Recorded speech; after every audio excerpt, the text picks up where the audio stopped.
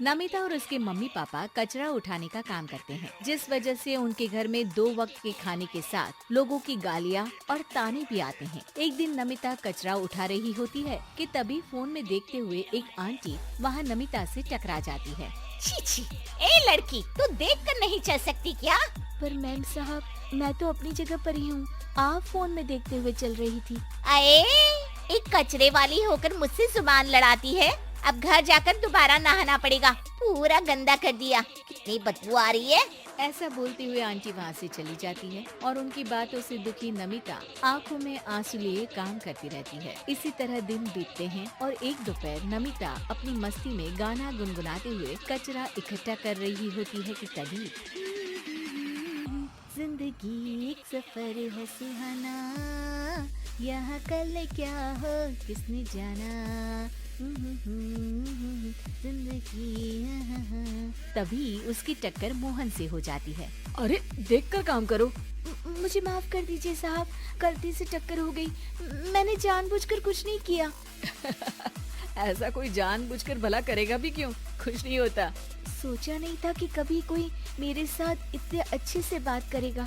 अरे जो नहीं करता वो इंसान कहलाने के लायक नहीं, तुम्हें उनके बारे में सोचना तक नहीं चाहिए। मोहन वहाँ से चला जाता है और नमिता उसकी बात को सोचते हुए दोबारा काम पर लग जाती है। इसी तरह समय बीतता रहता है। एक सर्दियों की सुबह कचरा उठाते हुए नमिता ठंड की वजह से पास के घर की सीढ़ियों पर ओत लेकर बैठ जाती है। कुछ ही देर बाद उस घर की मालकिन वहाँ आ जाती है। हाय तौबा, मेरा सारा घर गंदा कर दिया। अरे मैं घर के सामने गंदगी नहीं होने देती और तू पूरी की पूरी गंदगी मेरे घर की सीढ़ियों पर ही आकर बैठ गई। मालकिन, ठंड बहुत है इसलिए कुछ देर बैठ गई, अभी चली जाती हूँ और सफाई भी कर दूंगी। अरे यहाँ बैठकर घर पहले ही गंदा कर चुकी है, अब छूकर अशुद्ध भी करना चाहती है। अपनी माँ के चिल्लाने की आवाज सुनकर मोहन घर से बाहर निकल आता है, जहाँ नमिता को देख वो किसी तरह अपनी माँ को शांत करके घर में वापस भेज देता है। मुझे माफ कर दीजिए मालिक, गलती हो गई। अरे प्लीज मुझे मोहन बुलाओ और अपनी माँ की तरफ से मैं माफी मांगता हूँ। अरे नहीं मालिक, लोग वैसे भी हमें इंसान समझते ही कहाँ है, इसलिए अब इन सब की आदत है। अगर इन सब की बातों को बुरा लगाने लगे तो भूखे ही मर जाएंगे। वैसे तुम्हें ठंड में इन पतले फटे कपड़ों की जगह मोटे और गर्म कपड़े पहनने चाहिए। मेरे पास इतनी चॉइस नहीं है, जो है बस यही है। और जब घर में मम्मी पापा भूखे बैठे हो तो क्या सर्दी और क्या गर्मी। चलती हूँ साहब। नमिता तो वहाँ से चली जाती है, लेकिन अब मोहन उसके बारे में सोचना ही बंद नहीं कर पाता। कुछ दिनों बाद नमिता दोबारा कचरा उठाने मोहन के घर के पास आती है, जिसे देख वो एक नया गर्म सूट लेकर उसके पास आता है। ये तुम्हारे लिए है। शुक्रिया मालिक, पर ये तो नया है। हाँ, किसी को गिफ्ट में नई चीज ही तो दी जाती है। हमें कोई गिफ्ट नहीं देता। हाँ, नई चीज तो बिल्कुल नहीं, पर आपका बहुत शुक्रिया। चलती हूँ, बहुत काम बाकी है। एक बार फिर नमिता मोहन को अपनी सीधी बातों और साफ दिल से प्रभावित करके चली जाती है। अब मोहन उसकी बातों और सोच में खोया रहने लगता है। जितनी बार नमिता उसके घर के करीब आती है, वो किसी न किसी बहाने उससे मिलता रहता है।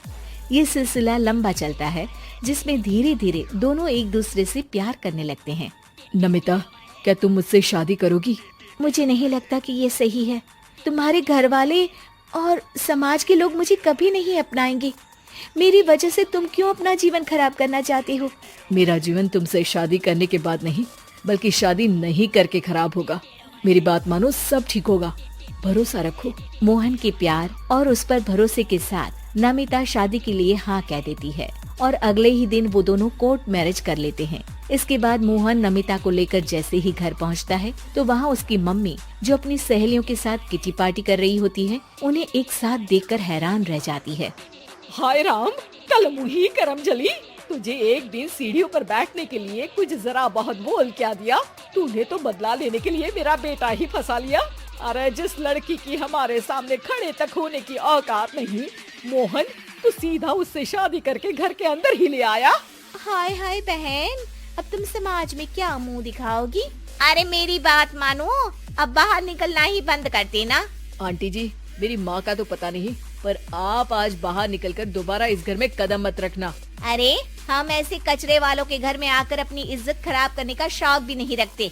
अगर यही कचरे वाली आपके घर का कचरा उठाना बंद कर दे तो उस आलीशान मकान में आप 2 दिन भी नहीं रह सकती। पता है क्यों?